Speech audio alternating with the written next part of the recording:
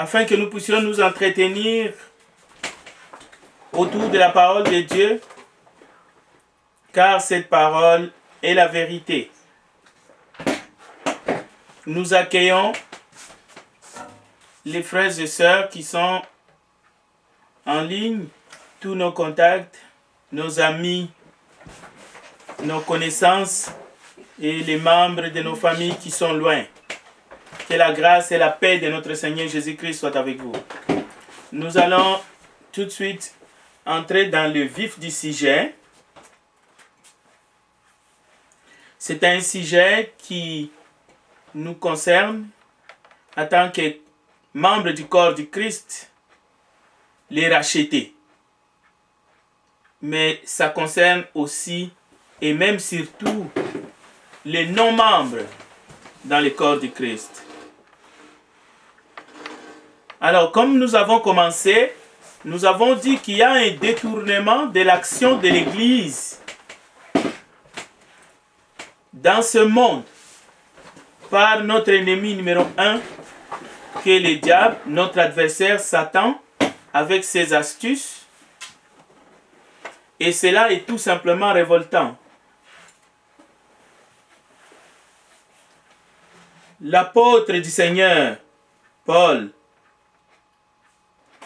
en écrivant à son enfant dans la foi, Timothée,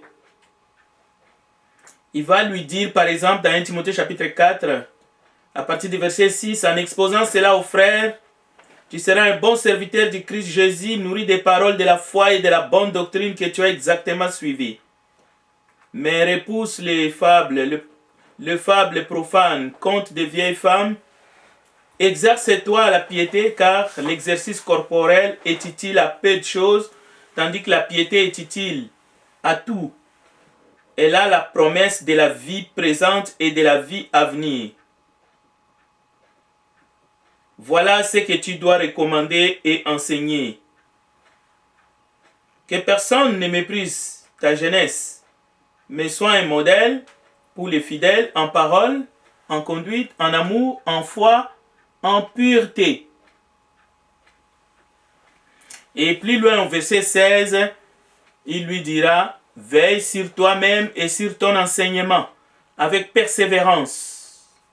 Car en agissant ainsi, tu sauveras et toi-même et ceux qui t'écoutent. Donc,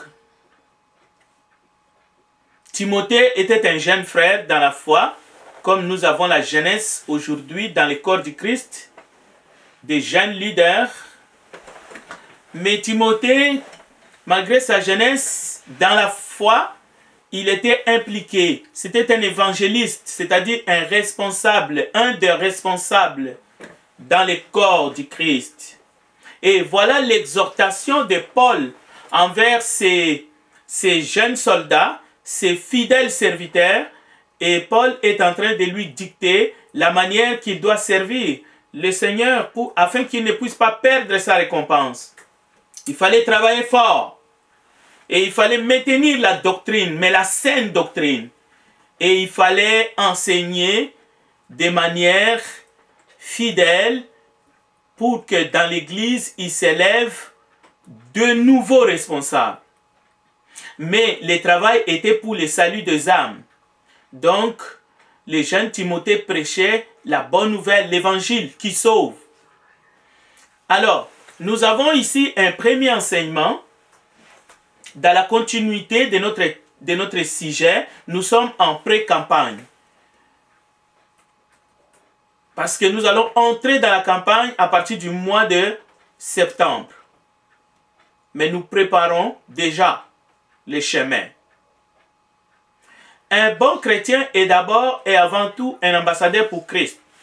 Dans le ministère, pas des affaires étrangères, mais ambassadeur pour Christ dans le ministère de la réconciliation. Parce que l'ennemi utilise souvent les terminologies du monde pour nous faire endormir. Un bon chrétien, c'est un ambassadeur pour Christ dans le ministère de la réconciliation et non des affaires étrangères. Parce qu'il y en a qui dorment, ils rêvent de devenir un jour peut-être ministre des Affaires étrangères. C'est un bon poste. On va voyager partout dans le monde. Mais pour défendre une nation terrestre, pour défendre les programmes d'un gouvernement et d'un pays, mais scientifiquement terrestre, un pays où il y a des patriotes, bien entendu. Mais en devenant chrétien, que vous soyez un jeune homme ou une jeune femme, que vous soyez un homme mature ou une femme mature, vous êtes enrôlé d'office en tant qu'ambassadeur, ambassadrice pour Christ dans le ministère de la réconciliation. Donc, vous voyez que même nos sœurs en Christ sont impliquées. Nos frères, nos aînés, ils sont impliqués. Nos jeunes gens qui sont nés de nouveau. Mais il y a un autre ministère aussi, c'est le ministère sacerdotal. Voilà les deux ministères où chaque chrétien, sans aucune restriction, sans aucune considération, hommes et femmes, garçons et filles, nés de nouveau, membres du corps du Christ d'office, vous êtes participants, vous êtes engagés, vous devez agir dans ces deux ministères. Je répète, il s'agit du ministère de la réconciliation, en tant qu'ambassadeur, ambassadrice, ministre. Mais il y a aussi le ministère sacerdotal. C'est là où nous offrons des sacrifices spirituels. Il n'y a pas un qui va offrir pour l'autre. Non, nous sommes tous des prêtres. Voilà les deux ministères que Satan a occultés, que Satan a trompé les chrétiens qui dorment pour fabriquer les ministères de la parole. Et c'est là que les Romains s'empoignent. Qui doit prêcher, qui ne doit pas prêcher, mais les deux gros ministères où chaque membre du corps du Christ, hommes et femmes, nous sommes impliqués. Il n'y a pas de débat. Vous n'attendrez jamais des études, des enseignements ou des questions là-dessus. Silence de mort. Pourquoi? Il y a ce qu'on appelle désertion. Il y a désertion. Dans le ministère sacerdotal, quelqu'un croit qu'il est libre de venir ou de ne pas venir, d'offrir des sacrifices ou pas, d'adorer les premiers jours de la semaine ou non, ou adorer de la mauvaise façon, comme le frère Patou nous a dit. C'est-à-dire sans concentration. Vous ne pouvez pas offrir un culte à l'Éternel sans être concentré en train de faire autre chose. C'est pratiquement impossible. Nous devons revenir dans les rails. C'est pour cela que le frère a dit, écoutez, si vous ne pouvez pas adorer là où vous êtes, parce que ce n'est pas une question de lieu, venez là où l'église est réunie. Parce que vous ne pouvez pas adorer le Dieu vivant en train de cuire votre œuf, en train de faire autre chose. Parce que l'adoration en esprit et en vérité demande une concentration. Ça demande justement que ça soit fait selon les normes que le Dieu vivant, que le Christ a établi, c'est-à-dire en esprit et en vérité, avec notre cœur et avec notre âme. Et la même chose, le ministère de réconciliation dans lequel nous entrons après notre nouvelle naissance, Dieu a voulu réconcilier le monde avec lui-même, mais il a fait des hommes et des femmes qui sont nés de nouveau, des ministres, des ambassadeurs. Dans le ministère de la réconciliation, c'est véritablement un ministère qu'il faut prendre très au sérieux, parce que nous réconcilions les hommes et les femmes de ce monde, les pécheurs perdus, avec le Dieu saint. Et cela se fait face à face, un en un.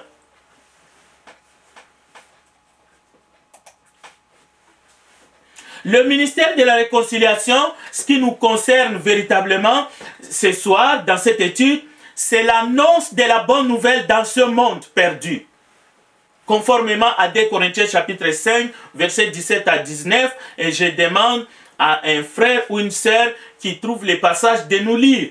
voici le ministère de la réconciliation qui consiste à la proclamation, à l'annonce de la bonne nouvelle. Tel que Marie, la première au tombeau, a reçu l'ordre, le mandat d'aller dire aux disciples qui étaient en train de pleurer, qui étaient dans la chambre fermée et qui avaient peur que le Seigneur est ressuscité et qu'ils allaient les rencontrer en Galilée. Lisons 2 Corinthiens chapitre 5, versets 17 à 19 pour voir notre part, notre engagement dans le ministère de la réconciliation, l'annoncement, la proclamation de la bonne nouvelle de notre Seigneur et Sauveur Jésus-Christ.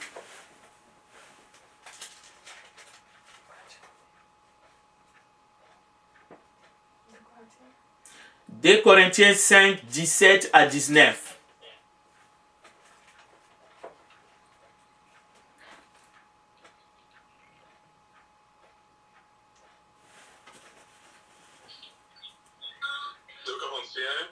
Chapitre 5, verset 17 à 19. Si quelqu'un est en Christ, il est une nouvelle créature.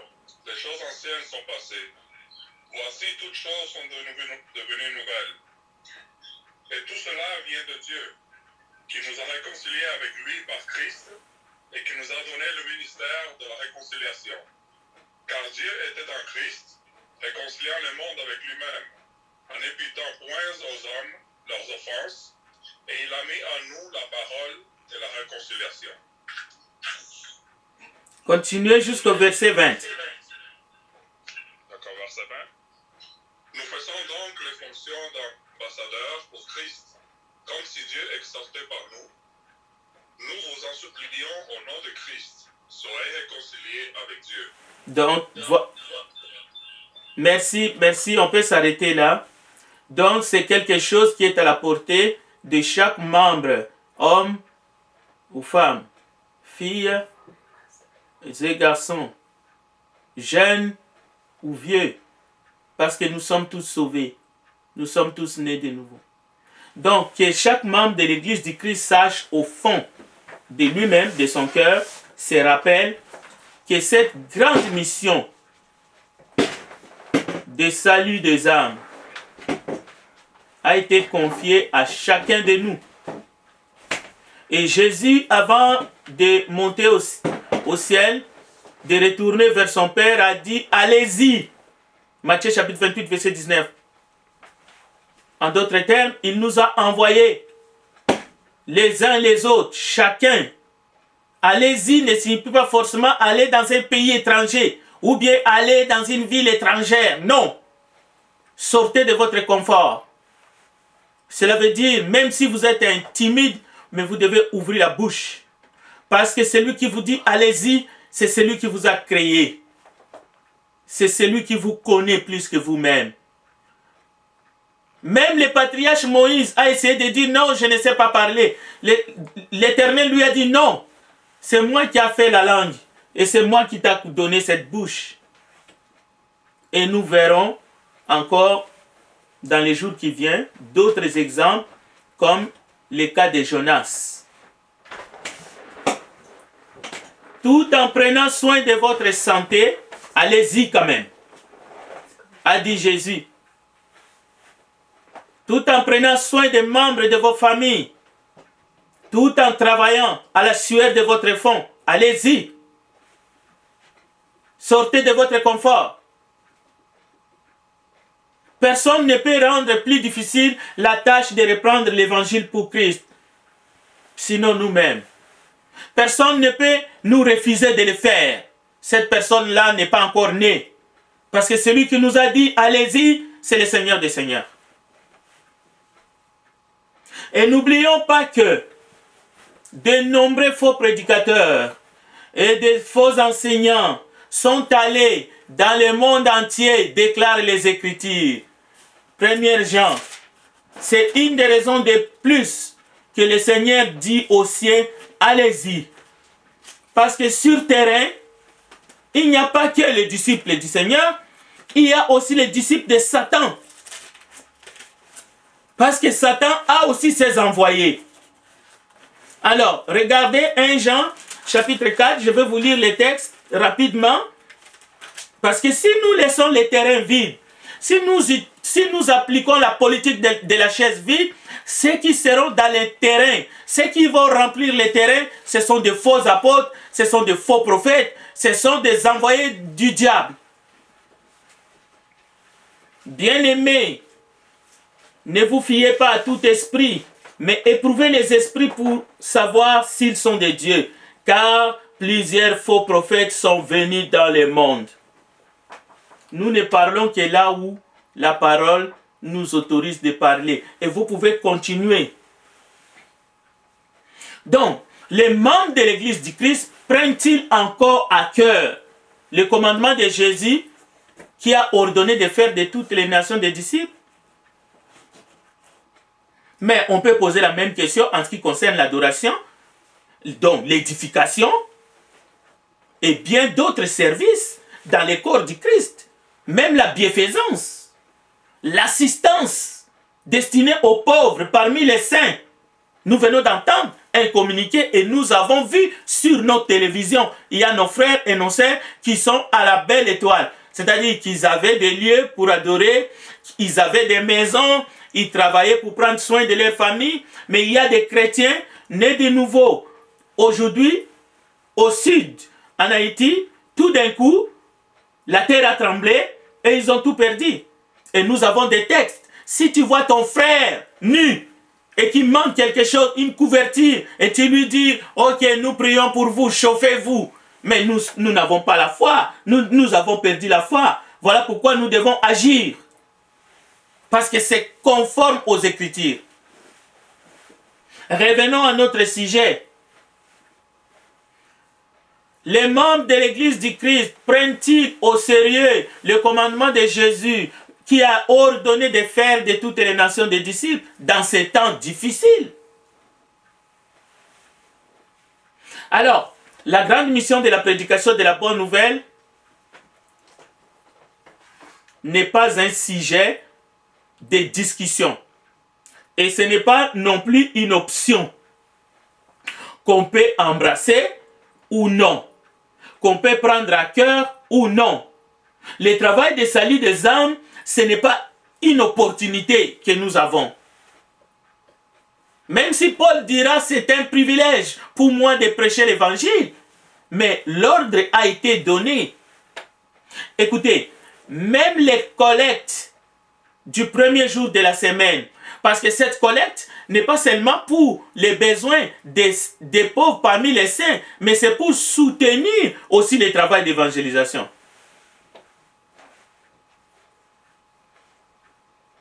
Alors, si nous croyons qu'il faut être baptisé par immersion pour le pardon de nos péchés, pour aller au ciel, pour la rémission de nos péchés, eh bien, c'est vrai. C'est la doctrine. Mais celui qui a donné ce commandement a aussi dit dans Marc 16, versets 15 à 16, allez, faites de toutes les créations des disciples.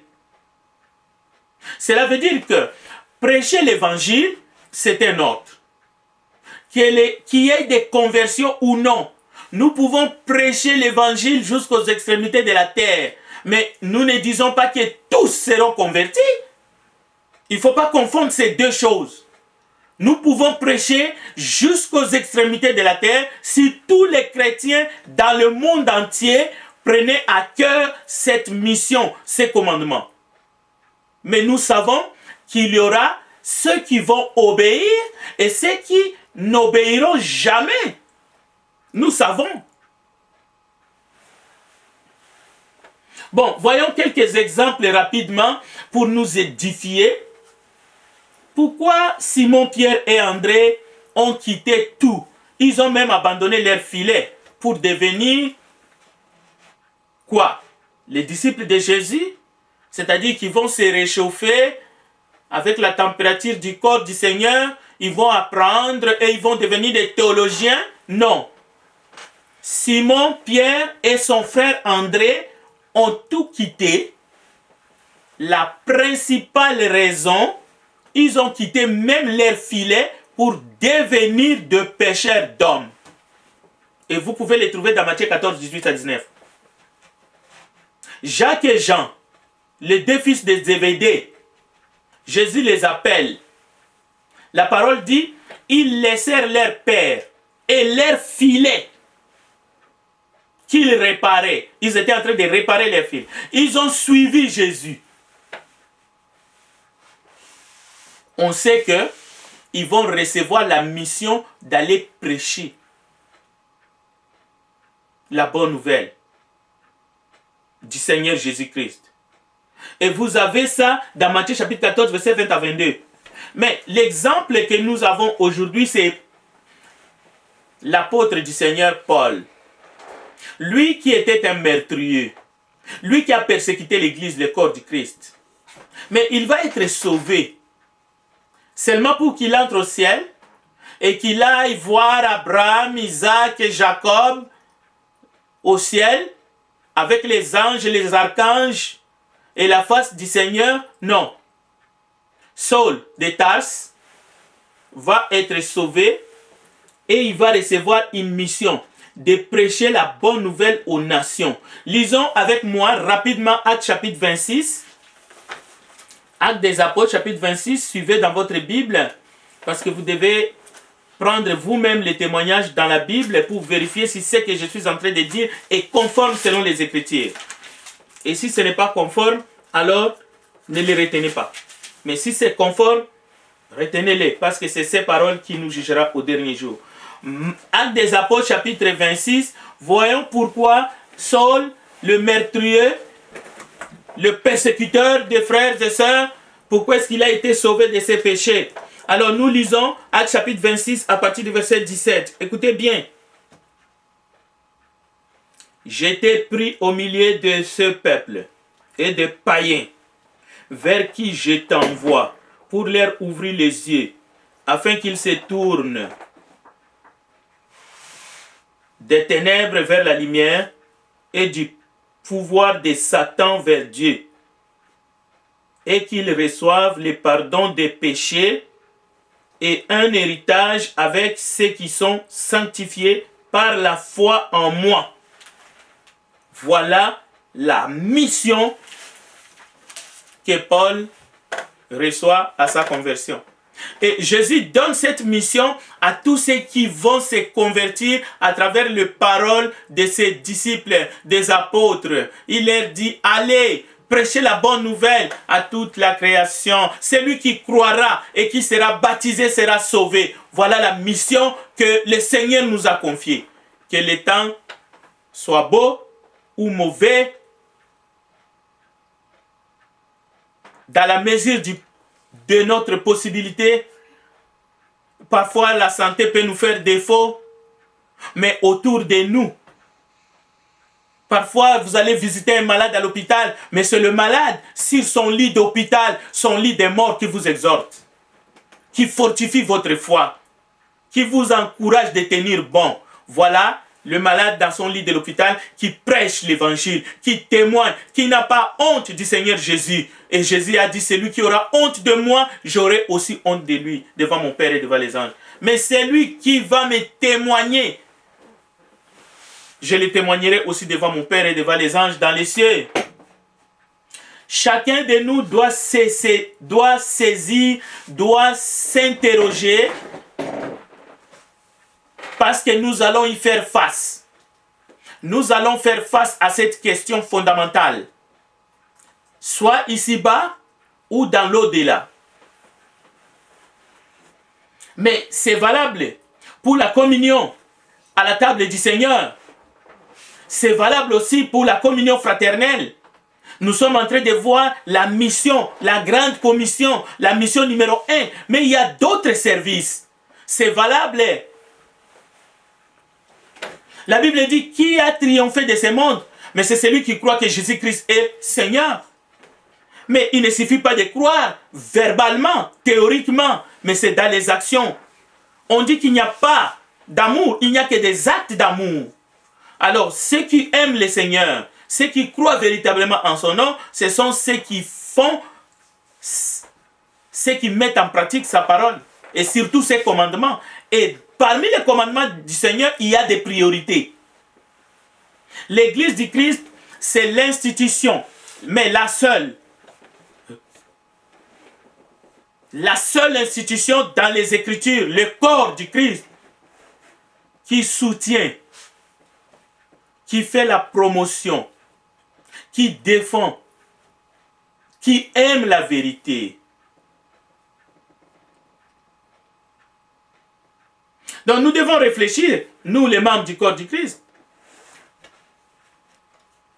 Ceux qui les feront, ceux qui sont en train de les faire seront bénis au nom du Seigneur Jésus, parce qu'il y a des promesses. Mais ceux qui ne les feront pas,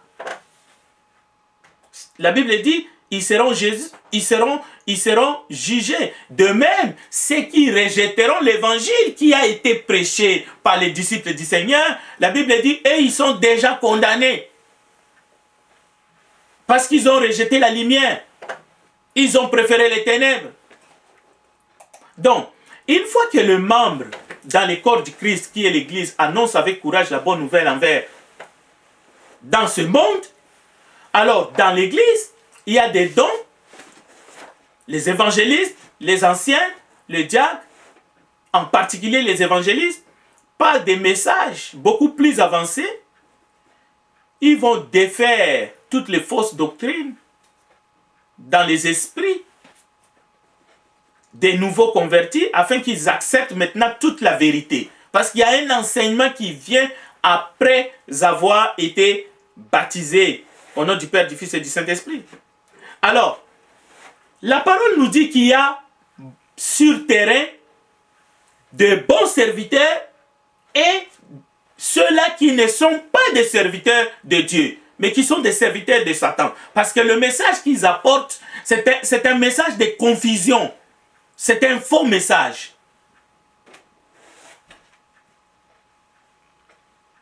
Alors, oui, quelqu'un dira, tu n'as pas le droit de les juger. Oui, mais disons quand même que sur terrain, on voit ceux qui dépensent beaucoup d'argent, beaucoup de temps, beaucoup d'énergie et beaucoup d'efforts chaque année pour répandre les fausses doctrines. Ils sont véritablement dans les avant-gardes. Mais on sait, toutes ces multitudes qui les suivent finiront où? Jésus a dit, si un aveugle conduit un aveugle, tous deux tomberont dans une fosse. Beaucoup sacrifient beaucoup d'argent, beaucoup de choses, même leur famille, pour soutenir leur message, leur cause.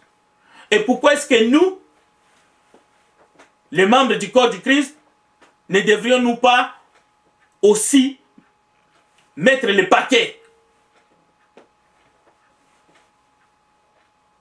Pourquoi ne devrions pas faire ce que le Seigneur nous a commandé? Oui, je disais, je ne suis pas un juge, parce qu'il ne s'agit pas de juger les hommes créés à l'image de Dieu, c'est du dehors. Mais la parole si la parole nous interdit de juger, la parole nous oblige de dénoncer les contenus de tout faux message. La parole nous ordonne de condamner les œuvres des ténèbres. Je vous donne le texte, Éphésiens chapitre 5, versets 6 à 14. Lisez par vous-même à la maison, vous allez voir que nous ne devrions pas participer dans les œuvres des ténèbres. C'est-à-dire, nous ne devrions pas soutenir, ni par nos moyens financiers, ceux qui apportent un faux message dans le monde. Mais nous devrions quand même souffrir. Lorsque nous voyons que toutes ces choses se font dans le monde, nous ne devrions pas être indifférents. Nous ne devrions pas vivre dans l'insouciance. Lorsqu'il s'agit de la condition de perdus dans ce monde, des gens qui meurent dans le péché. Le détournement s'est fait à quel niveau? Au niveau du corps du Christ. Parce que c'est cela dont il s'agit. Aujourd'hui, nous pouvons constater parmi les enfants de Dieu des grandes assemblées avec des grands moyens financiers. On se distribue des salaires par des milliers de dollars On donne aux gens, par exemple, quelqu'un qui fait la maintenance de la salle. Oui, c'est un bon travail que de nettoyer la salle des réunions, mais ça peut être aussi un mosquée, n'importe quoi. Parlons même des groupes religieux en général. L'argent provenant des dons, l'argent provenant des collectes, l'argent provenant de tous ceux qui veulent soutenir l'œuvre de Dieu va dans ces postes-là. On se partage des gros salaires, un caste, un groupe de gens, soi-disant des travailleurs de Dieu, mais ils ne sont pas dans le domaine d'évangélisation, ils ne sont pas dans le domaine d'édification. C'est illogique, c'est gaspillage de fonds. On les donne aux gens qui n'ont absolument rien à voir dans le travail qui touche le salut des âmes. C'est-à-dire de personnes qui ne sont pas qualifiées dans le travail de salut des âmes. Trouvez un exemple dans la Bible où il faut remettre 100 000 $ par année pour quelqu'un qui nettoie justement le lieu de rencontre. Bon, écoutez, le lieu de rencontre doit être propre, mais que font les membres? Cela veut dire que les membres sont des princes et des princesses. Ils ne peuvent pas toucher un sac de poubelle. Ils ne peuvent pas nettoyer là où on vient pour se réunir. Mais ça n'a aucun sens. Les membres devraient faire ça bénévolement. C'est de cela qu'il s'agit. Et nous voyons ça. Et nous devrions à un moment donné dénoncer ces choses. Que font les membres des assemblées? Parce qu'il faut payer de nos membres pour qu'ils viennent faire le travail à notre place. Le problème, c'est que le travail est fait. Mais il manque de l'argent pour soutenir l'édification. Il manque de l'argent pour l'assistance de pauvres parmi les saints. Il manque de l'argent pour soutenir l'évangélisation. Et là, nous dirons, nous sommes la lumière du monde. Mais nous sommes en train de fausser l'évangile. Nous avons détourné la mission de l'Église et même l'argent de l'Église. Matthieu chapitre 6, versets 22 à 24. Nous devrions nous poser la question, sommes-nous la lumière ou les ténèbres? Par notre façon de penser, par notre façon de faire.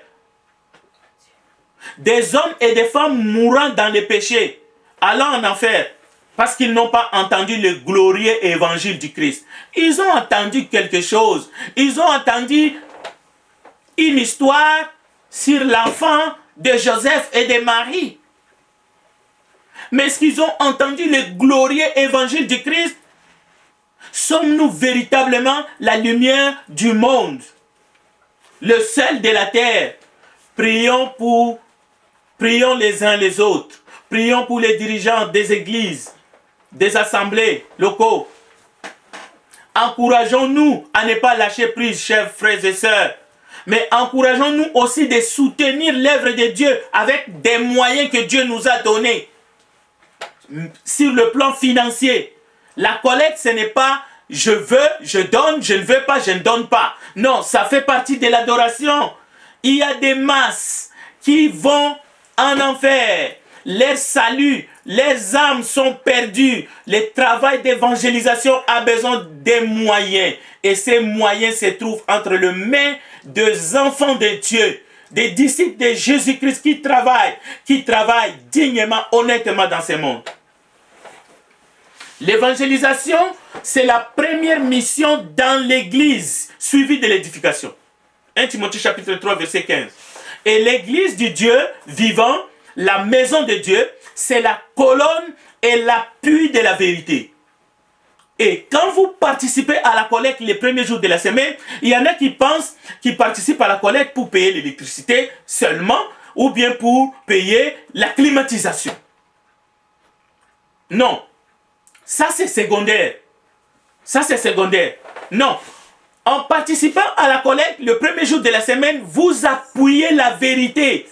Et comment est-ce que vous appuyez la vérité? Vous appuyez la proclamation de l'évangile.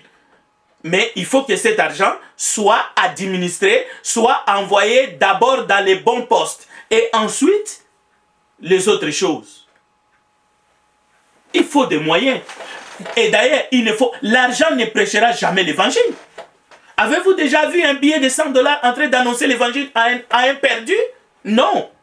Donc, il faut le main-d'œuvre. Donc, nous avons besoin de membres qui sont engagés pour accomplir l'ordonnance du Seigneur.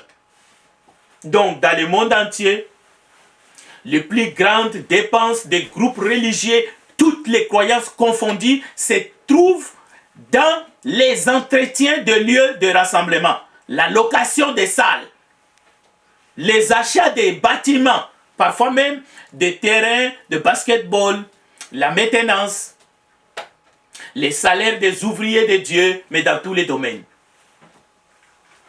N'importe qui fait n'importe quoi, c'est un ouvrier de Dieu, et puis il a un salaire, mais faraminé. Alors, selon les Écritures, il y a des priorités. Et la priorité des priorités, c'est la prédication de l'évangile aux perdus, l'assistance aux pauvres parmi les saints et l'édification du corps du Christ. Les textes sont légion. 2 Corinthiens chapitre 9, verset 1. Actes des apôtres chapitre 11, verset 29. La bonne nouvelle, même la bonne nouvelle est annoncée d'abord aux pauvres. Luc chapitre 4, verset 18. L'Esprit du Seigneur est sur moi. Donc, il ne faut pas en abuser. Je ne suis pas ici en train de parler de la collecte. Je suis en train de parler de la responsabilité de chaque membre du corps du Christ dans la proclamation de la bonne nouvelle aux perdus que nous avons délaissés. Et en délaissant, nous avons perdu aussi d'autres notions telles que notre contribution pour soutenir la vérité.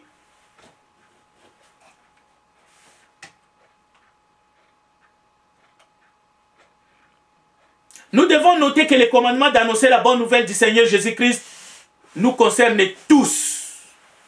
Et lorsque nous refusons de porter l'évangile dans le monde, c'est un problème. Je tiens à souligner que l'Église doit revenir à la parole et à la parole de Dieu. Il ne faut pas penser que c'est une question facultative ou bien c'est une tâche qui est réservée à un petit noyau dans l'assemblée. Non. Jésus a dit, rendez à César ce qui est à César et à Dieu ce qui est à Dieu. J'aime beaucoup le peuple israélite parce que quand on voit leurs exemples, c'est fantastique. Ça nous enseigne tellement. Ça nous enseigne. Ils étaient capables même de voler l'Éternel, le Tout-Puissant. Celui qui a fait le ciel et la terre. Dans les offrandes et dans les dîmes. Malachie chapitre 3, verset 7 à 10. Mais aujourd'hui, le Seigneur nous interpelle. Les enseignements des apôtres nous interpellent. Quiconque se fait baptiser et qui ne participe pas à la collecte du premier jour de la semaine, c'est un voleur. Malachie s'adressait à la nation juive.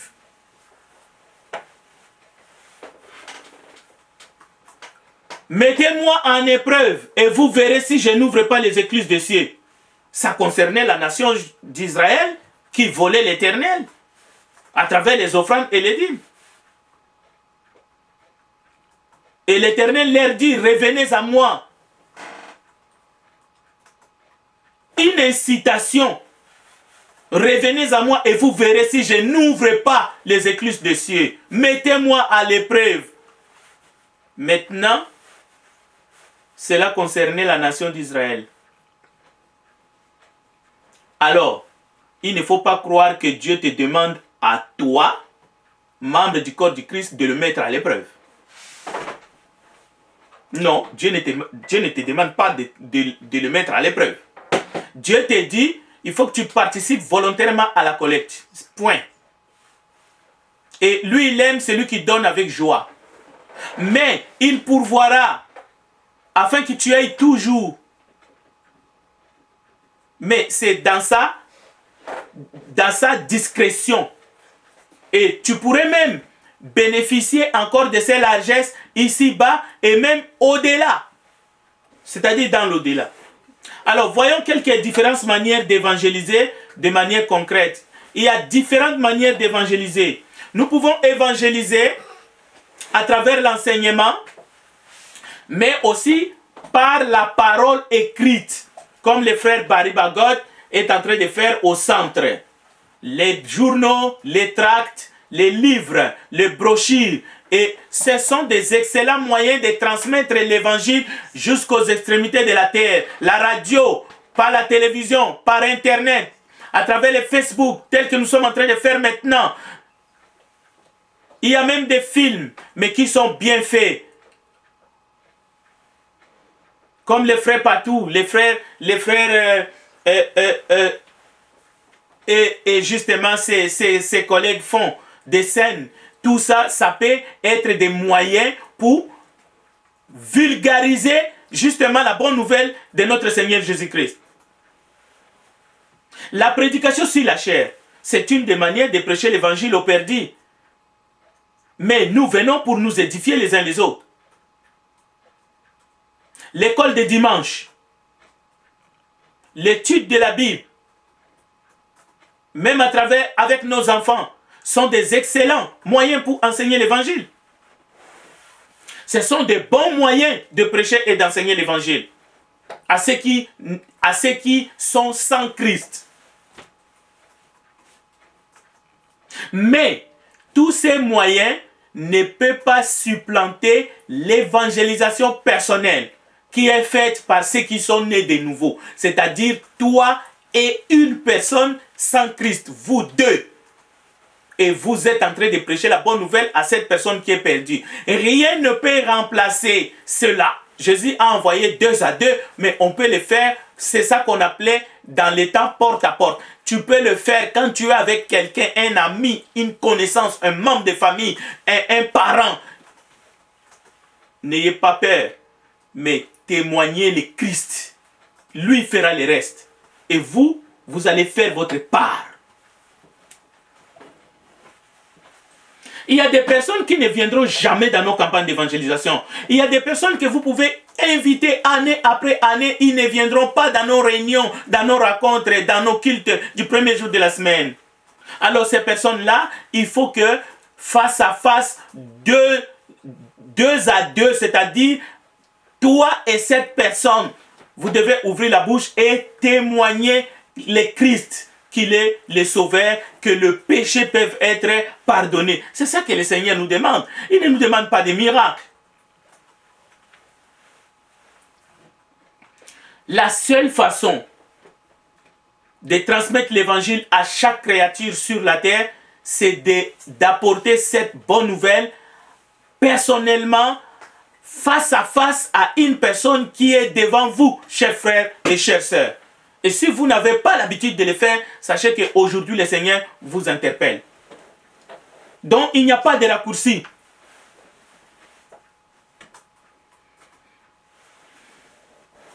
Il n'y a pas de raccourci. Si nous ne le faisons pas, si tu ne le fais pas, cette personne que Dieu a mis sur ta route restera dans le péché. Donc, peu importe les temps difficiles que nous traversons, nous devons retrousser nos manches. C'est vrai. Cela est vraiment difficile parce que nous traversons un temps difficile, mais le message demeure. Ne soyons pas les gens qui trouvent toujours un problème pour chaque commandement divin. Ne soyons pas des gens qui trouvent toujours une question à chaque ordre divin. Le Seigneur nous donne la solution et puis voilà, on vient avec une question. Ne soyons pas de ceux-là. Alors, en conclusion, si votre lumière est placée sous les boiseaux, aujourd'hui, sachez que cette lumière ne pourra éclairer personne. Sortez de votre ignorance.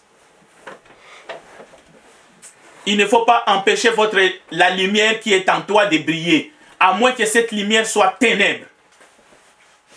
Souvent, j'ai l'impression de quelqu'un qui est fâché. Non, je parle avec fermeté. Je vous invite à lire pour terminer 2 Corinthiens chapitre 5, versets 17 à 19 pour terminer cette soirée. 2 Corinthiens chapitre 5, versets 17 à 19. S'il vous plaît. 2 Corinthiens chapitre 5, versets 17 à 19. On a déjà lu le texte. Gardez ce texte-là qui parle du ministère de la réconciliation, qui est l'évangélisation. Alors que Dieu bénisse sa parole et que Dieu nous remplit de son esprit, parce que c'est par l'esprit que nous avancerons dans cette tâche. Nous ne pouvons pas le faire seulement bec et ongle. Non. Ce n'est pas chair et os.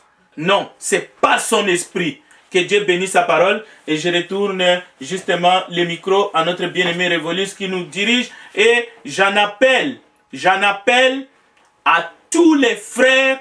Nous allons rester un moment pour essayer de parler de Haïti et savoir qu'est-ce que nous allons faire pour essayer de venir en aide de ceux qui sont de l'autre côté et qui ont été frappés, nos frères et sœurs en Haïti, dans le sud, et justement qui ont besoin de notre soutien. Nous allons rester un bref moment après la prière finale pour essayer, d'ailleurs frères et sœurs, restons pour essayer de réfléchir sur ce que nous pouvons faire dès ce dimanche. Que Dieu vous bénisse. Recording stopped. Merci beaucoup, frère Frédéric.